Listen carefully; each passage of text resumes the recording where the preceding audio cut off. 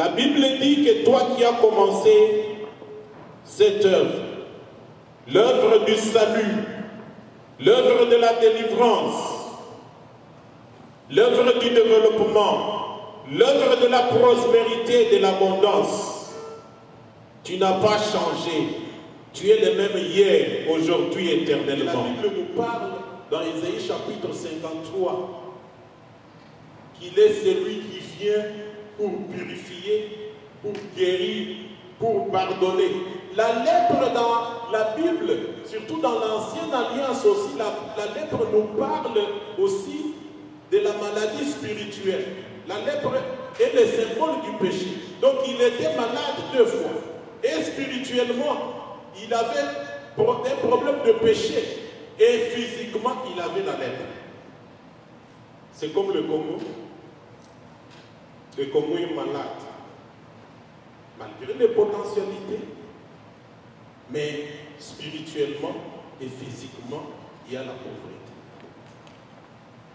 La personne a eu la conviction, n'a pas considéré la circonstance, n'a pas considéré la douleur de maladie, n'a pas considéré la loi religieuse qui l'interdisait de sortir, d'aller vers les hommes, de rencontrer les hommes. Parce que lorsque une personne qui avait la lèpre sortait pour marcher vers les hommes, il doit y avoir une cloche qui sonne pour avertir les gens et il doit crier impur, impur, pour que les gens fuient.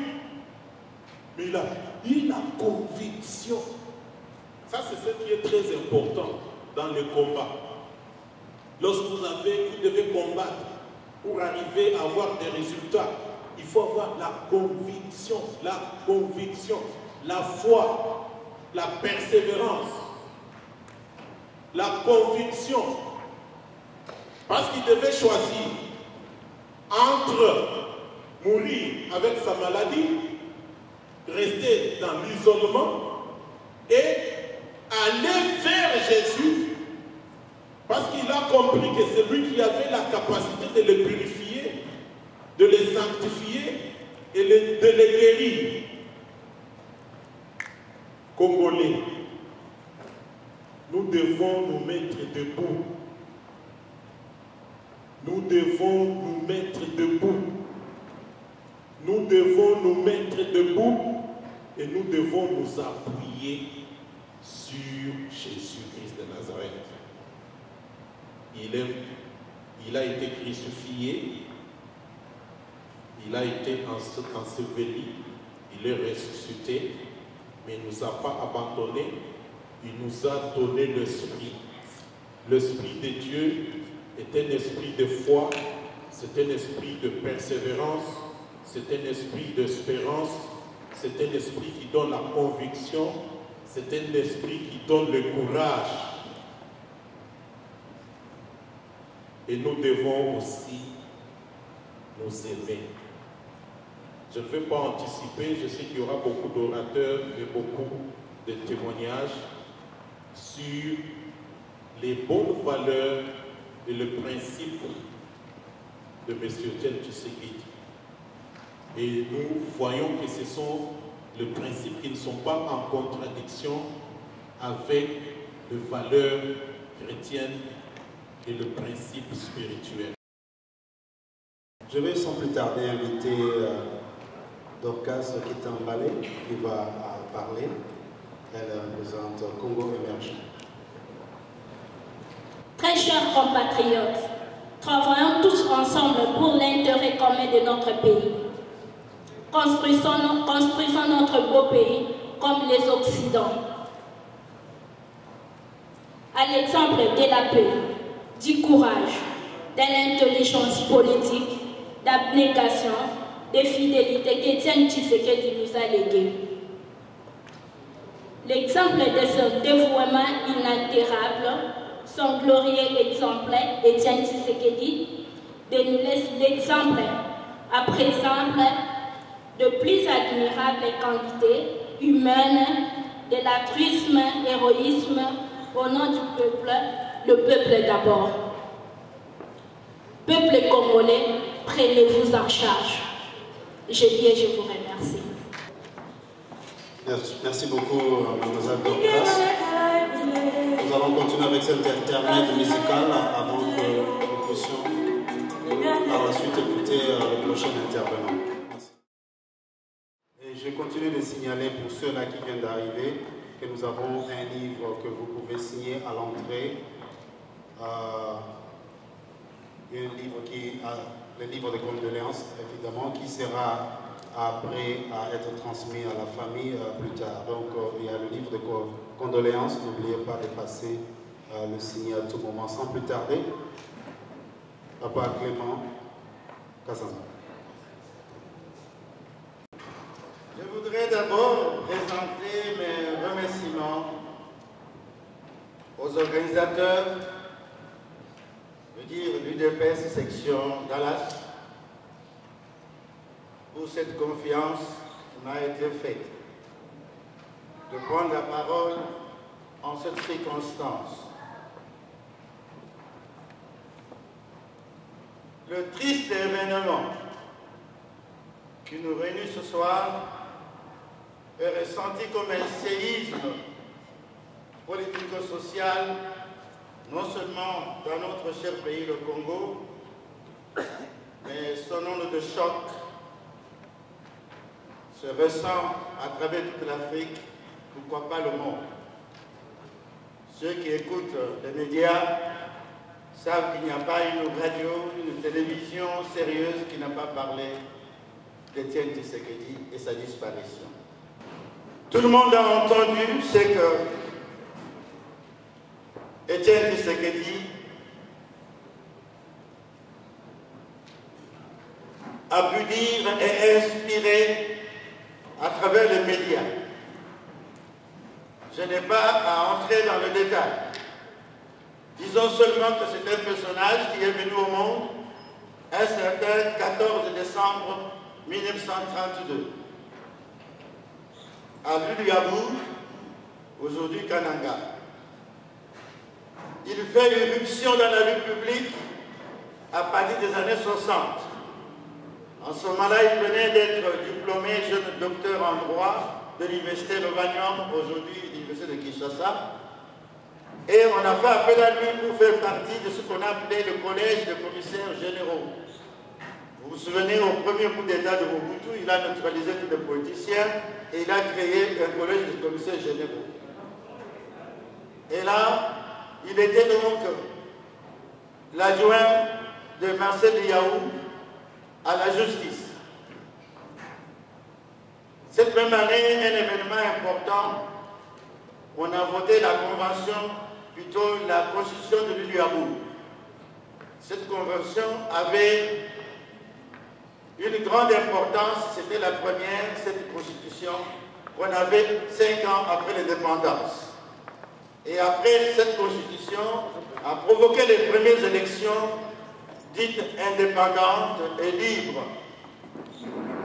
Et à l'issue de ces élections, Étienne Tshisekedi Wamolumba a été élu député de la province du Sud Kasaï.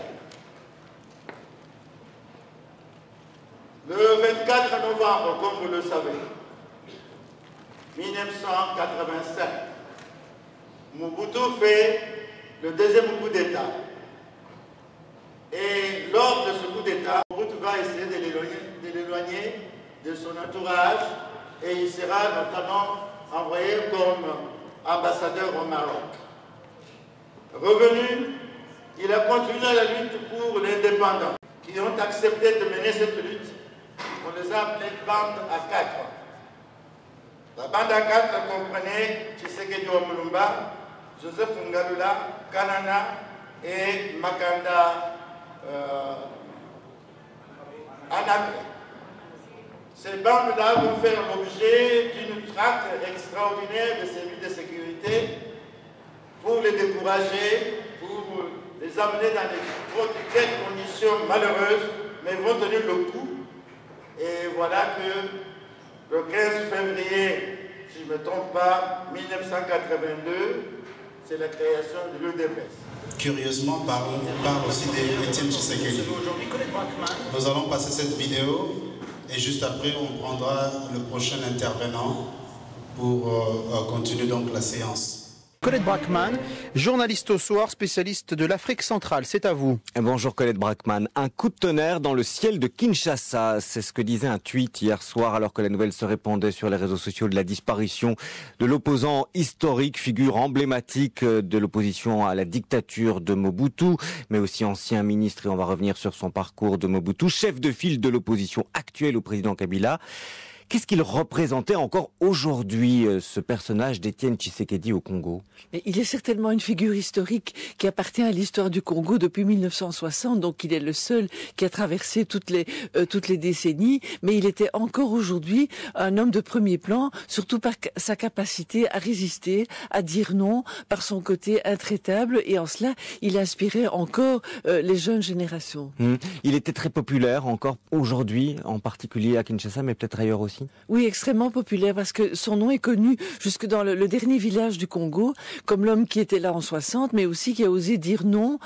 C'était le premier qui a osé dire non au président Mobutu, à vaincre la peur de la dictature. Et jusqu'aujourd'hui, c'était un homme courageux et intraitable. Donc il était très populaire dans l'ensemble du pays.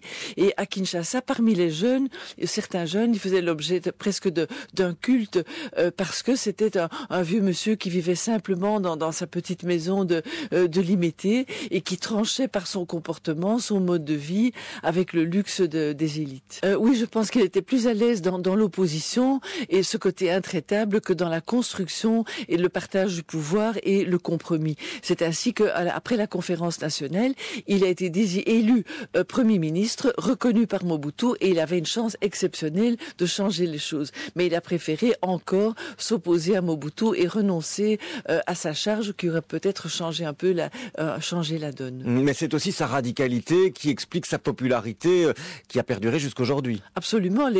Dans ce Congo où beaucoup de gens dans la classe politique sont toujours prêts au compromis, lui c'était l'homme qui avait le courage de dire non et qui a aussi enseigné aux Congolais à ne pas avoir peur du pouvoir et à le défier à main nue. Vous l'avez rencontré vous plusieurs fois comme journaliste spécialiste du Congo. Quel souvenir est-ce que vous allez garder de lui?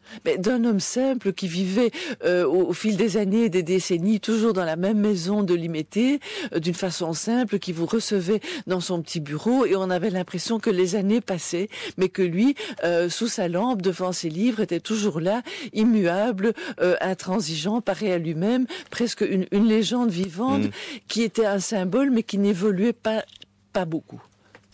Merci Colette Brackman. Il était resté intraitable, en cela il inspirait les jeunes Congolais. Étienne Tshisekedi, c'est Moïse au bord de la mer morte.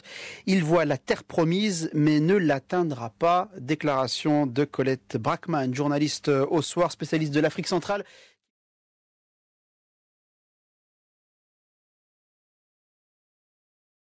Pour faire cette célébration écuménique. Ça sera au moment où, effectivement, la dépouille mortelle du papa Tchichi sera enterrée. À ce moment-là, nous vous annoncerons. Sans plus tarder, je vais donner la parole à M. Jean-Robert Koumambweni, représentant de l'UDPS. Merci Franklin.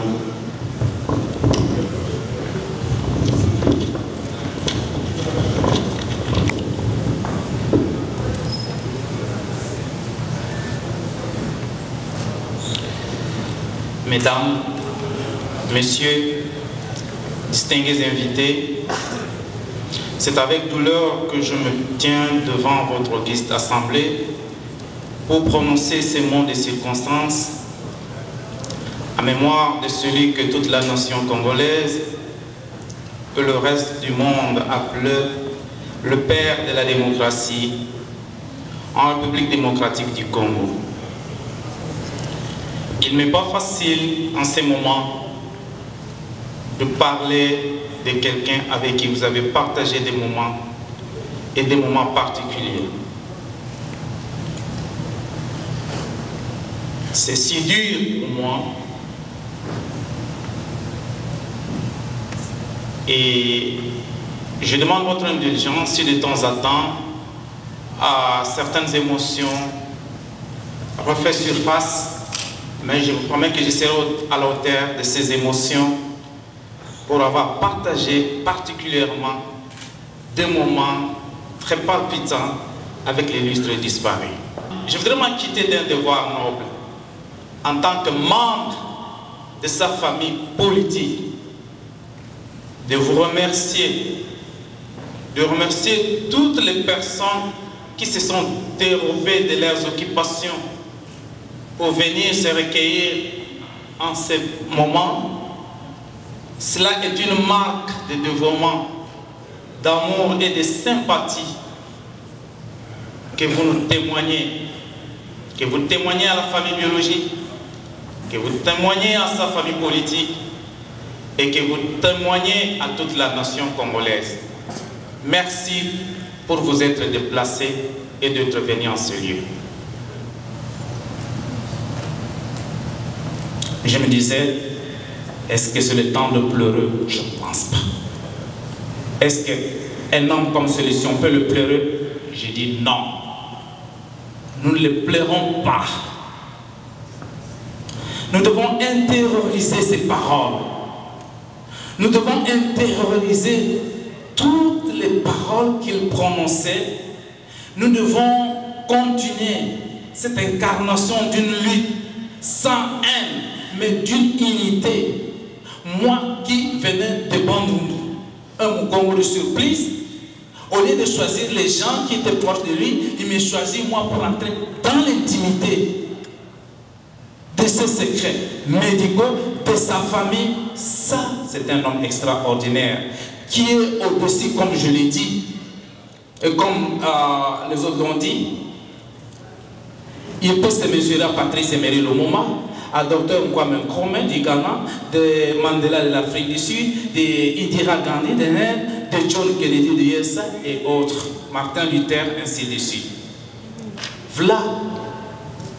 Et comme nous citons Kennedy, il avait des entrées avec cette famille.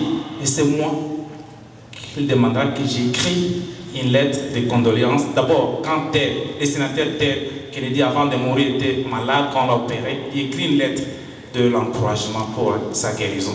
Quand il est mort, il demande encore d'écrire à son nom. Voilà un homme qui est au-delà de tous ces clivages, qui nous laisse un exemple. Aujourd'hui, mesdames et messieurs, si nous voulons voir le Congo libéré, le Congo libre, grand, respectable, nous devons imiter ce que notre papa, notre maître, nous a laissé comme héritage. Mais ces 13 parlementaires représentent pour moi des pionniers du combat politique pour la démocratie et l'état des droits au Congo. Au moment où ils commencent ce mouvement, il fallait vraiment oser. Et ils en ont pris pour leur expérience, ils ont souffert, ils ont été torturés, ils ont été en prison, ils ont été en relégation. Ils ont connu toutes les souffrances que nous connaissons. Mais ce qui est important, c'est ce que constitue ce moment. Ce moment historique, il fallait qu'à un moment ou à un autre, que quelque chose commence, qu'une lutte commence dans une dictature comme celle qu'on a connue. Et ces hommes ont eu le courage de le faire à ce moment-là. Ce qui est particulier à ce moment-là, c'est quoi? C'est parce que ça se fait pour la première fois au sein des institutions. Ça se fait au sein du MPR. Et il fallait oser à ce moment-là. Ça se fait au sein du Parlement. Ça ne s'était jamais fait avant. Et lorsque Mobutu disait « Moi, je n'ai pas de problème politique, je n'ai que de problèmes économiques et sociaux », il voulait dire que c'était un homme légitime, qui n'était contesté par personne, mais ces messieurs, au sein du Parlement, viennent le contester. Il a fallu comprendre alors ce qu'était sa colère à ce moment. C'est pourquoi ce moment est très important dans le combat politique du pays. Je parle du moment politique important, pourquoi? Je vais le dire aussi pour tous les autres qui vont suivre. Parce que à chaque moment de l'histoire, d'un peuple, il y a toujours des moments importants. Et ces moments, il faut les saisir pour pouvoir sortir des difficultés que vous connaissez. Et si vous ne saisissez pas ces moments, vous allez toujours rester à pleurer, vous allez toujours rester à pleurnicher, et vous ne résolverez jamais vos problèmes. Et comme on a l'habitude dans notre pays, on revient très vite à la spiritualité. On dit, oh Dieu nous a abandonnés. Alors que lorsqu'on suit de très près certains moments, vous comprendrez que Dieu vous donne toujours les occasions de vous en sortir. Mais il vous appartient à vous de saisir ces moments pour vous en sortir. C'est ainsi que je considère ce moment de la lettre de 13 parlementaires. Mais il y a aussi l'autre moment que je prends, c'est celui de la sortie de Tshisekedi au pont Kasavubu. Je prends ce moment pourquoi? Parce que je le considère comme sa première sortie publique, c'est-à-dire le début de son combat public. Et de façon personnelle. Et ce moment est si important parce qu'aussi, il y a un choix qui, si vous le regardez très bien, vous allez vous dire qu'il n'y a pas de hasard. Ce n'est pas quelque chose qui est arrivé comme ça, par hasard. C'est que le jour, c'est le 17 janvier 1988. Le 17 janvier, nous savons tous, c'est le jour qui commémore l'assassinat de Lumumba et ses consorts, ses confrères Mpolo et Okito. Et le lieu qui est choisi aussi, Pont Kasavubu, ça remémore le lieu où avait été pendu Kimba et consorts. Il choisit ce moment parce que c'est un moment important qui, en quelque sorte, constitue l'enracinement, si vous voulez bien, de la dictature de Mobutu. Et il choisit ce moment, il choisit ce lieu pour commencer sa contestation publique. Et il le fait seul, individuellement. Parce qu'entre-temps, parmi les 13, comme ils étaient, il y a eu de résignation, il y a eu des abandons, il y a eu tout ce que nous avons connu, tout au moins une certaine génération. Mais il est allé seul. Il est allé seul, c'est courageux, c'est même téméraire. Après ce moment, vient alors le 24 avril 1990. Le 24 avril 1990, je le considère tout simplement comme le résultat de ce combat commencé par la lettre de 13 parlementaires. Parce que lorsque ça vient, lorsque Mobutu dit comprenez mon émotion, lorsqu'il accepte le pluralisme politique, qu'est-ce qui se passe à l'instant même? La population descend massivement à la résidence d'Étienne Tshisekedi, qui était en résidence surveillée à ce moment précis. Vous pouvez vous dire, mais quelle coïncidence entre le discours de Mobutu et cette façon instantanée de se rendre sur Tshisekedi. C'est tout simplement lui reconnaître le combat. Lui reconnaître que celui qui nous obtient cette victoire, ça n'a pas été facile. Ça n'a pas été facile. Les larmes de Mobutu montrent que ça n'a pas été facile. Et le sens politique de ce moment, c'est que c'est ces jours-là, effectivement, que le pouvoir de Mobutu était fini. Parce que par la suite, tout ce qui s'est passé, c'est comme nous les Congolais, comme nous ne savons pas saisir les moments importants, nous nous mettons dans la distraction. Lorsque l'AFDEL vient, tout le monde court. Tout le monde va. Tout le monde va comme pour croire que le salut est arrivé. Mais au coup Ils vont aussi parce qu'ils veulent partager le gâteau, tout simplement. Je me rappelle encore, j'étais en Belgique à ce moment-là. J'ai discuté avec beaucoup de Congolais qui étaient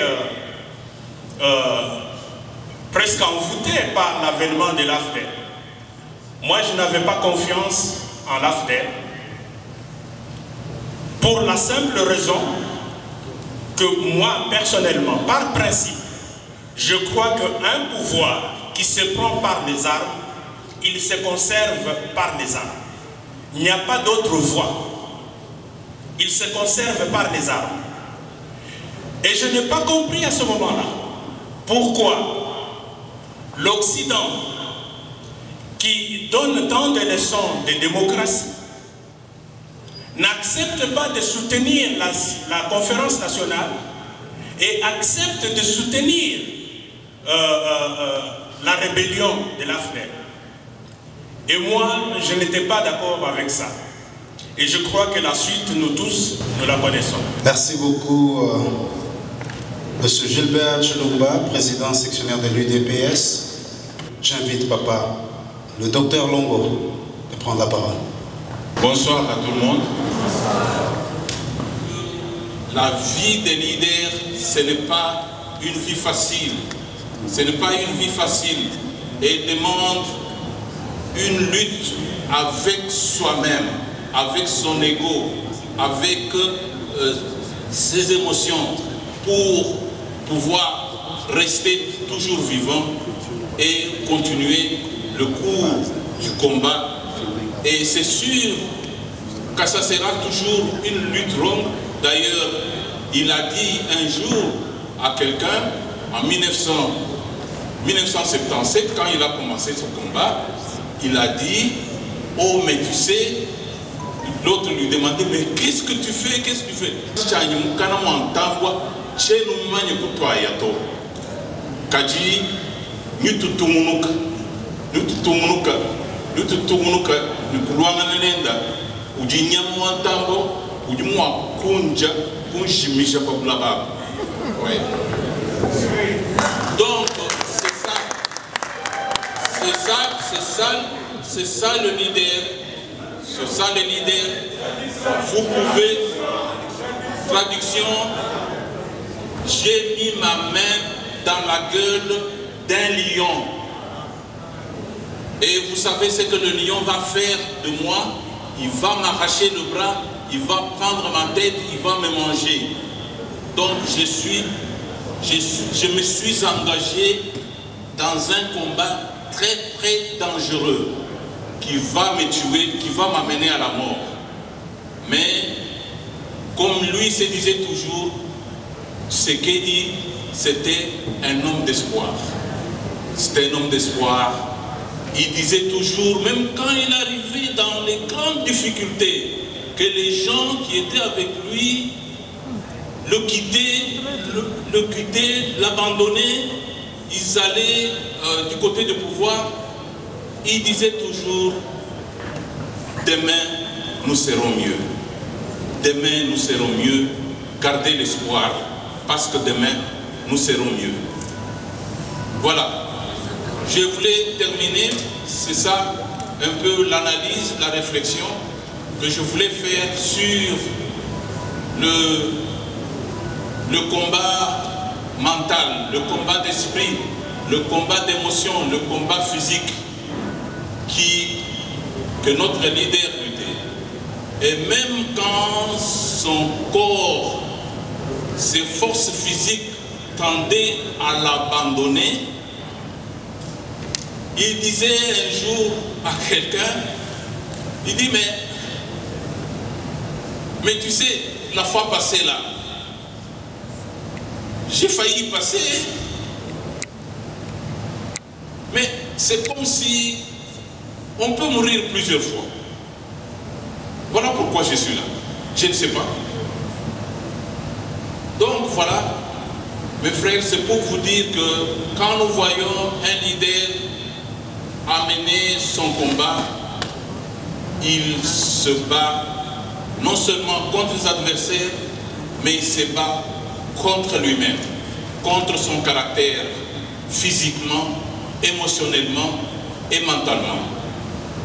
Merci beaucoup pour votre attention. Merci beaucoup, Dr Longo. Avec un Tchoulouba bien fignolé et bien traduit. Je suis vraiment très impressionné. Vous savez, 85 ans de vie, je n'ai même pas encore atteint la moitié de son existence. Même pas la moitié. Mais papa a été fort de sa jeunesse jusqu'à la mort. Il n'a pas laissé un seul moment passer lorsqu'il avait l'occasion de pouvoir sortir, ne fût-ce que s'asseoir sous la paillote et recevoir les gens, ou rester dans son bureau, le même là, il n'aime même pas le changer. Il est toujours là, il reçoit les diplomates, des grands de ce monde qui viennent jusqu'à l'imiter. Mais les Libanais nous sont basés dans Kisasa, mais papa, tu cotises un bon belé, tu le que tu payes ça y est, pour dire que mon boulot n'a eu contre Mobutu. Mais nous sommes pour corrompre vieux. Les Libanais, ils les regardent souvent. On aura, je ne sais pas si on aura un homme comme ça encore au Congo. Je ne veux pas jurer, mais je dis que je ne sais pas si on aura un homme comme ça. Ils viennent peut-être qu'une seule fois dans le siècle, ou une seule fois chaque 50 ans, qui sait. Je vais donner la parole à un membre de famille. Celui-là qui est assis, c'est un membre de famille. Nous, on est encore plus loin de Tshisekedi. Lui, il est très proche. Papa Guy Mundela va venir et parler, et c'est presque la clôture, mais il dira quelques mots profonds de ce qu'il a vécu. Le papa, Étienne était à son mariage, il avait tenu à l'honorer, et je me rappelle un jour j'ai fait une émission sur CB Next, sur les élections au Congo en 2011, les élections controversées. On a fait une émission et je l'ai invité lui à parler. C'était une émission faite en anglais.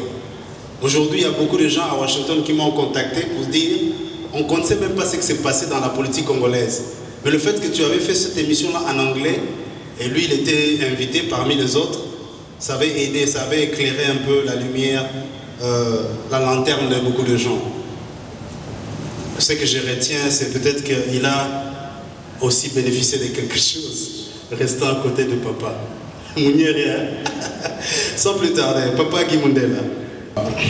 En fait, je ne devais même pas me présenter comme membre de famille parce que Tshisekedi a été le papa de tout le monde. C'est un papa national. Il a des enfants de l'Équateur, du Katanga, de Kisangani, de partout au Congo.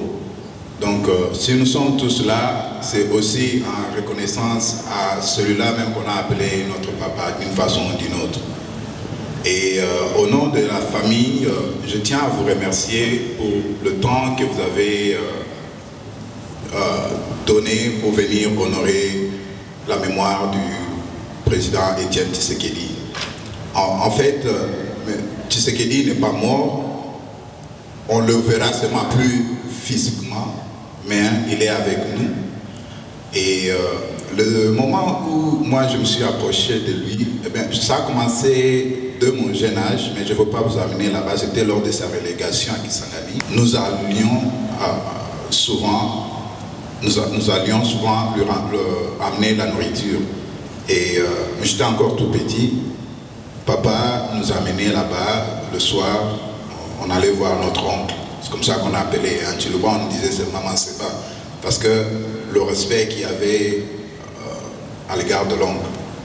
Et quand un peu grandi là, nous avons eu des soirées animées, on allait le voir, mais on ne l'approchait pas en tant qu'homme politique, on l'approchait plus en tant qu'oncle. Et quand il venait, il sortait de son bureau, on restait dans la cour, il avait ses babouches, maman Marthe était à côté, des fois le vieux restait calme, on parlait souvent avec maman Marthe, et des fois il lançait juste un mot au milieu, Et vous tous, c'est en ce moment-là que vous avez, ah, le vieux est là toujours avec nous. Mais dans tous ces conseils, tout ce qu'il nous demandait, c'est l'amour de soi, l'amour de notre pays et avoir de l'espoir pour un Congo meilleur. Ça, ce sont des choses qu'il disait toutes les fois que moi, personnellement, je le rencontrais. Je le rencontrais à Kinshasa, je le rencontrais en Belgique. Et avant mon mariage, après mon mariage, et la dernière fois que je l'ai vu, c'était lors des élections. Quand il faisait sa campagne, il est venu à Washington et comme toujours, chaque fois qu'il venait à Washington, il ne manquait pas d'aller rendre visite à mon père parce qu'il l'appelait Mukulumba, grand frère. Et dans sa vie en tant que père, il n'a pas dissocié avec la politique. Donc tout ce que les intervenants ont parlé, de son caractère de don de soi, d'abnégation, de sincérité, d'idéal, et c'est cela aussi que nous vivions dans sa vie en tant que père, oncle et proche. Donc Tshisekedi, c'était un homme qui restait ferme et qui savait ce qu'il voulait, et pour l'en dissuader, il fallait amener des arguments forts et bien pour arriver à ce qu'il change de décision. Je me rappelle une fois, on était dans sa cour, le grand frère qui nous racontait qu'il y avait quelque temps des ambassadeurs qui lui ont amené de l'argent pour justement qu'il arrête l'opposition. Il les a regardés, il a dit, mais vous êtes très généreux. Cet argent, je peux prendre, je veux vivre avec ma famille pendant des générations. Mais qu'est-ce que vous amenez au peuple? Ça, c'était la seule question qui a fait que ces gens-là referment leurs valises qu'ils avaient amenées et repartent avec leur argent. Il a dit, cet argent, moi, je peux manger avec ma famille, mes enfants, pendant des générations. Mais qu'est-ce que vous amenez au peuple? Toute la vie de Tshisekedi, c'était pour le bien du peuple. Qu'on l'ait approché comme homme politique, comme famille élargie, il n'arrêtait de nous dire de nous aimer et de travailler pour notre pays, d'avoir de l'espoir. Il a fait ce qu'il pouvait faire et c'est maintenant à nous de pouvoir continuer. Encore une fois, je vous dis grand merci. Mais avant de terminer, je vais appeler Yanki Moukadi. Yanki a étudié avec Félix à Bruxelles. Il va pouvoir clôturer avec un petit mot au nom de la famille. Un ami aussi et proche de la famille. Yanki Moukadi. Merci Mao, merci Franklin. Je voulais prendre cette occasion en tout cas pour remercier toute l'Assemblée et au nom de la famille, une fois de plus, vous dire grandement merci. Je crois qu'il y en a tellement, il y a tellement de choses dites à propos du vieux. Je voulais juste souligner un petit rien. Ce que le vieux me laisse à moi personnellement. J'ai connu le vieux comme le papa d'un ami. Donc, dans les années 80, j'habitais à Jet, à Bruxelles, au 2e niveau, et le Tshisekedi était au 4e niveau, à l'avenue de l'exposition. Ce qui fait que chaque fois que les vieux venaient, on allait pour lui dire bonjour. Vous pouvez parler parler entre vous, mais quand les vieux ouvrent sa bouche, il vous transforme. Vous sortez avec des histoires. Après, je commençais à dire même aux amis, à Félix, Christian et autres, je leur disais, mais là, je ne viens plus pour vous. Il faut c'est des choses que les papas, ils vous donnaient l'impression que les choses étaient si faciles. Donc, cela arriverait. Donc, la semaine prochaine, même, vous allez vivre ça. Je me demandais, mais vieux hasard prophète ou ni. Donc, il avait une façon de vous faire voir les choses, vous entrez dans sa vision et vous ressortez tout autre. De l'occasion, je voulais aussi dire que j'ai eu Félix cet après-midi qui a loué l'initiative, qui a salué toute la communauté. Le seul message, en fait, c'est que Lévy est parti physiquement et il a laissé derrière lui les Tshisekedi. C'est un peu comme à l'époque de Christ. Quand Jésus vivant, il n'y avait pas de chrétiens, il n'y avait pas de chrétiens, comme on peut dire. Mais c'est quand il est mort qu'il y a eu des chrétiens et les gens ont pu voir que non, il était encore plus fort. Et même les Romains ont déclaré que mort, il est devenu encore plus fort et plus puissant. C'est exactement ce que nous vivons maintenant avec les vieux. Il nous a laissés, mais les Tshisekédistes que nous sommes très forts même. Et le vieux est encore plus puissant que pendant son vivant.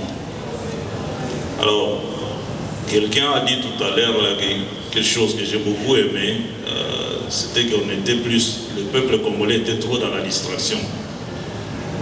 Vous et moi, nous pouvons nous imaginer, on a mis combien de temps pour dissocier les vieux avec les Balouba. C'était d'abord Moulouba wana, Moulouba wana, Moulouba wana. Tout le monde voyait l'IDP, c'est l'histoire de Balouba. On a oublié même que sur les 13, il n'y avait pas seulement les Balouba. Et en continuant la lutte, on a fini par comprendre aujourd'hui, c'est tout Congolais. C'est tout Congolais aujourd'hui qui donne raison à Tshisekedi. Moi, j'ai retenu une seule chose, qu'il est possible à un homme de s'opposer contre un système qui édifie et qui assujettit le peuple. Il est donc possible qu'un homme se soulève pour dire non. Parce qu'on a eu tous des parents. Je me rappelle une fois, le vieux est venu, pendant qu'il parlait aux enfants et tout, il a dit une chose, il dit, vous là, vous devez être déjà préparés. Je ne peux plus jouer mon rôle de papa comme il faut. J'ai tellement des enfants, j'ai tellement de choses. Le vieux, son amour pour le pays, il a sacrifié sa propre famille. Il a sacrifié ses enfants. Les Félix et consorts n'ont pas eu cette enfance-là qu'on peut dire comme nous autres.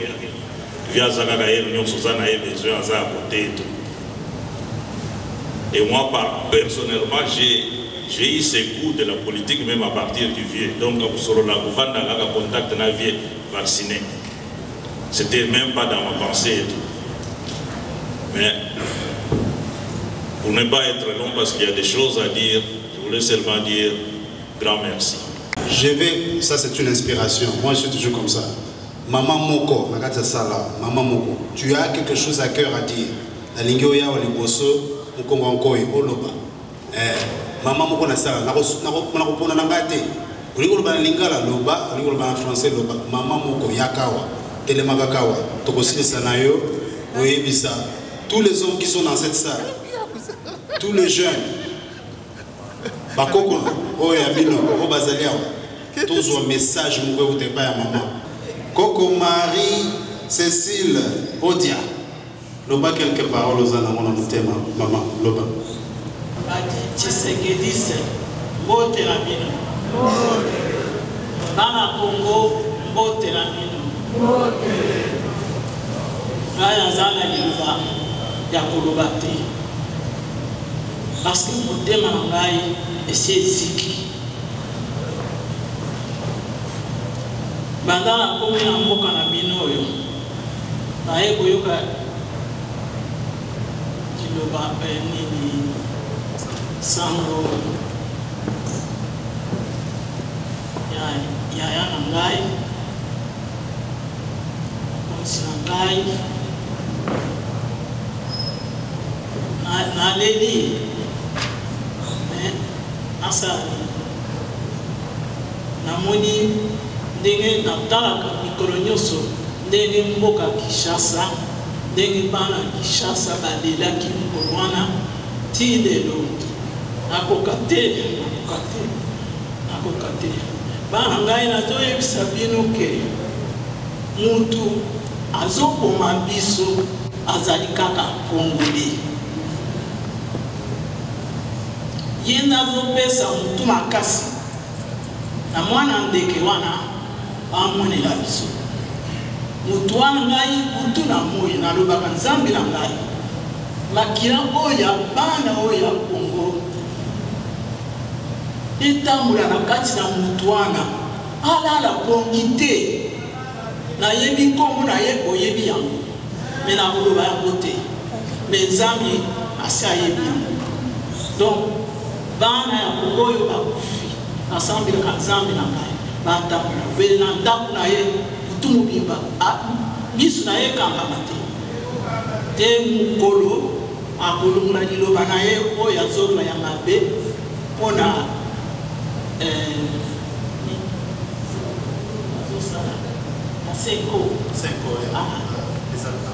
akor wana esalama mwana ya Tshisekedi abima ayamba tata na ye na mboka Kongo parce que nazomona te mutu moko kuna oyo akoki kuyamba Kongo njoku wana azali te bakobimisa kaka mokulu ndenge bazobimisa ti lelo ezali na Kasai kuna bazokufa ntango nyonso bakomi soki 100 combien bagene na bagene bazoboma bango botelema bozala yini bozala mutu moko botelema papa bozwa mboka na bino kita kuna omona ndenge bato oyo bazobongisa bamboka na bango okende mpe kosala mosala wana mboka na biso ekongo ata ngai namoni yango te parce que nayebi te na kolanda ndeko na ngai tolobi to mokolo nini bino botikala kontinue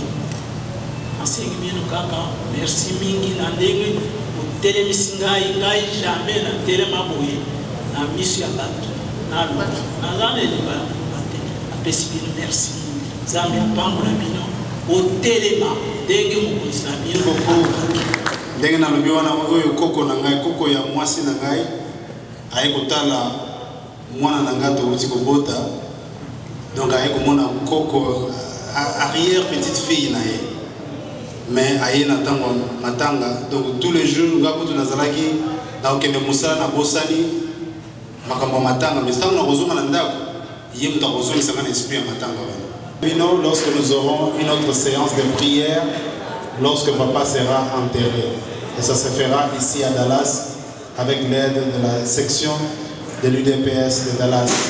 Merci beaucoup de m'avoir suivi et d'avoir participé avec nous. Mon nom c'est Franklin Katunda, éditeur de Congo Boston et aussi journaliste freelance. Merci et bonne soirée à tout le monde. Chers amis, comme je vous l'ai dit, donc on est là, on continue toujours notre travail, donc on est là.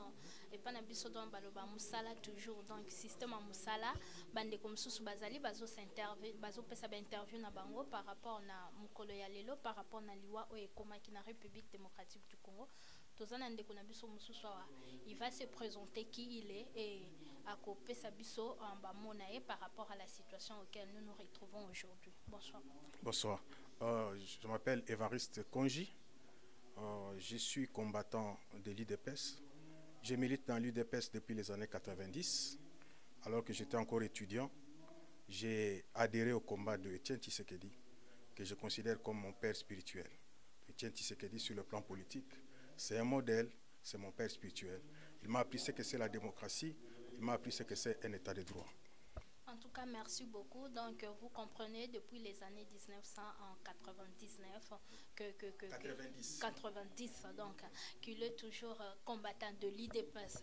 Et mon frère, vous êtes combattant de l'UDPS et c'est que nous sommes arrivés, surtout pour vous les combattants de l'UDPS. Comment vous avez reçu cette nouvelle-là douloureuse? Oh, j'ai manqué de mots. Dans un premier temps, je n'ai pas cru. Lorsqu'on m'a dit que Etienne Tshisekedi est décédé, je n'avais pas cru. Et je me suis remis quelques temps après. Je me suis dit, c'est ça la vie. Mais nous allons continuer le combat. Nous n'allons pas nous fatiguer parce qu'il a déjà tracé le chemin.